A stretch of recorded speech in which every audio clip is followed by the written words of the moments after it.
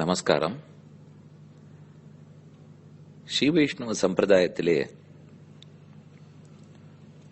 திவ்யதேசங்களின் பெயர்களை சொல்லுகிறோம்.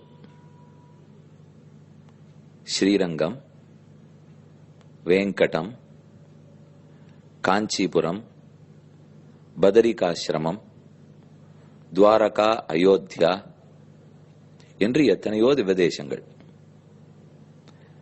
ஆனா இந்த பேருக்கெல்லாம் அர்த்தம் இருக்கு. இந்த பேர் இப்படி பிறப்பதற்கு காரணம் உள்ளது.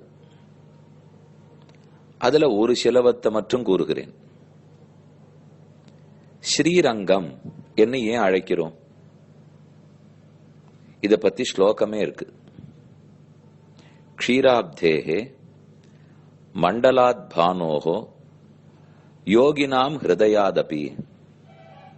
பெருமாள் திருப்பார்க்கடல்ல சயனிச்சென்றிருக்கார். அங்க இருக்கிறத விட சூரிய மண்டலத்தில் இருக்கிறார். அங்க இருக்கிறத விட பக்தர்களுடைய உள்ளத்தில் இருக்கிறார். அங்க இருக்கிறத விட ரதிங்கதோ யத்ர, ஆசைப்பட்டு வந்து சேர்ந்த இடம். ரதீன விருப்பம், கதஹான சென்றார், சேர்ந்தார். ரதிங்கதஹான விருப்பப்பட்டு சேர்ந்த இடம்.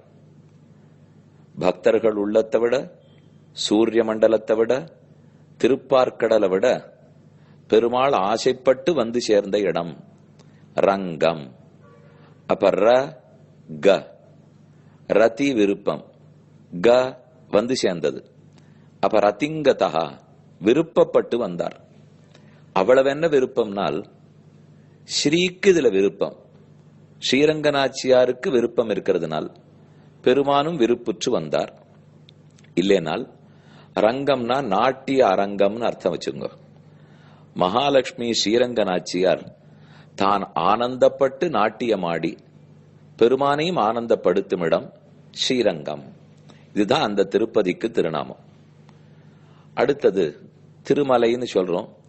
எல்லாருக்கும் தெரியும், திருமலைனாலோ மலையிடம், திருப்பதியினால் இருப்பிடம். ஆனா அத வேங்கடம்னு சொல்றோம். இந்த ஒரு சொல்லுக்கு பெருமை சம்ஸ்கிருதத்திலையும் தமிழ்லையும் ஒரே அர்த்தம் வரும். இப்படி பாருங்க, வேம் கட. தமிழ்ல சொன்னா வேம் எரிகிறது, வெந்து போறதுங்கிறமே. கடனா கடன்கள், பாவங்கள். அந்த மலையில கொஞ்ச நேரம் இருந்தான், எரிந்து போகும் பாபங்கள். இது தமிழ். இதே சம்ஸ்கிருதத்துல சொன்னா வேம்னா பாபம், கடனா தகனம், எரித்தல். அப்ப பாபங்கள் எரிந்து போகும். ஒரே சொல்லுக்கு ரெண்டு மொழியில ஒரே அர்த்தம் இருக்கு பாருங்க.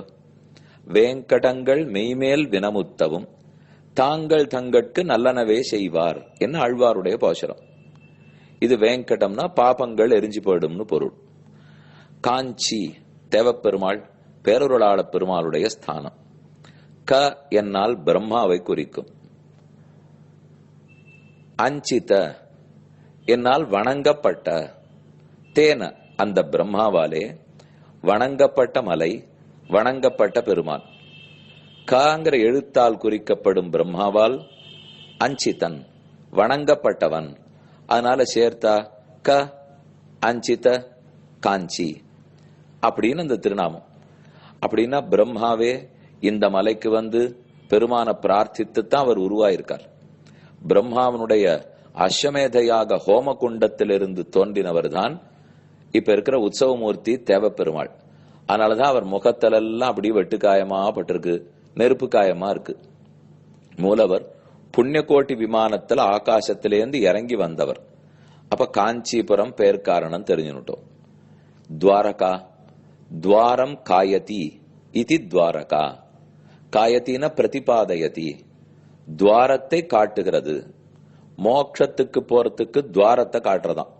இந்த வழியில போனா முக்தி அடைஞ்சுள்ளான்னுட்டு. அதனால துவாரிகான்னு பேர் அதுக்கு வந்தது. இது கண்ணனுடைய ஆஸ்தானம், மேற்கு சமுத்திர கரையில இருக்கு. அயோத்தியா, யோத்தும் நசக்கியாயிதி அயோத்தியா. அந்த ஊரை எதிர்த்து சண்டையே போட முடியாதான், தகர்க்கவே முடியாதான், ஜெயிக்கவே முடியாதான்.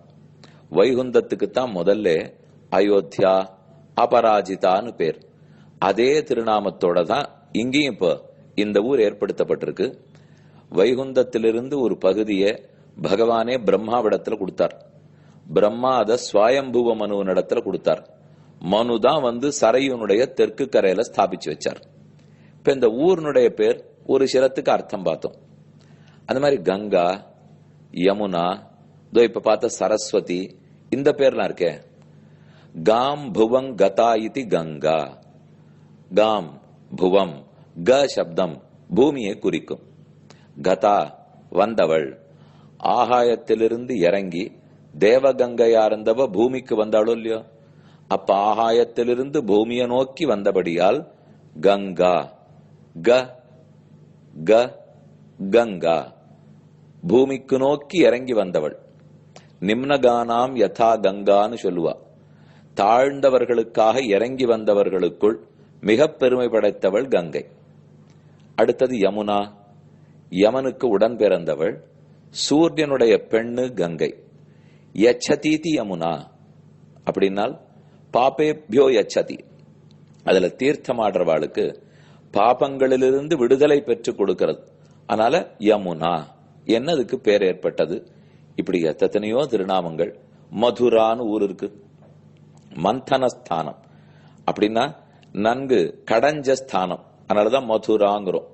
பிருத்து மகாராஜன் பூமாதேவியின் இடத்திலிருந்து எல்லா ஓஷதிகள், சொத்து, பாலு, வேதம் எல்லாத்தையும் பெற்றான். அப்ப அவன் கறந்த இடம், மதனம் பண்ணின இடம், நன்கு மதனம் பண்ணுதல்னு சொன்னா கடைதல் இல்லையோ, கடைந்த இடம் இந்த ஊர். அதனாலதான் மதுராங்கிற பேர் பெற்றது. அப்ப மதுரான்னு சொன்னா கடைஞ்சது, மதுரான்னு சொன்னா இனிமையான ஊர்னு அர்த்தம். இப்படித்தான் பல ஊர்களுக்கும் அத போல நதிகளுக்கும் நம்ம முன்னோர்கள்லாம் பார்த்து பார்த்து அர்த்தம் சொல்லியிருக்கார்கள். அப்ப கங்கா அர்த்தம் சொன்னேன், யமுனா பார்த்தோம், சரயு சரஸ் பொய்கை, மானசரோவர் மானசரஸ் அப்படின்னா பிரம்மாவனுடைய உள்ளம். பெருமான நினைத்து நினைத்து ராமனுடைய குணங்களை நினைத்து பிரம்மாவனுடைய உள்ளம் உருகி அதிலேருந்து ஜலமா வடிஞ்சு ஓடி வந்துதான். அந்த சரசிலிருந்து பிரவகித்தபடியால் சரையு என்று பிரம்மாவனிடத்திலிருந்தே ஓடி வந்ததுங்கிறார். இப்படி நம்ம பாரத தேசத்தில் ஒவ்வொன்னுத்துக்கும் முக்கியத்துவம், ஒவ்வொன்னுத்துக்கும் அடிப்படையா காரணத்தோட தான் பெயர் சூட்டியிருக்கா. தெரிஞ்சுட்டோம்னா ஆனந்தமா அதற்குரிய மரியாதையும் கொடுத்து நாம தரிசிக்கிறதுக்கு போலாம்.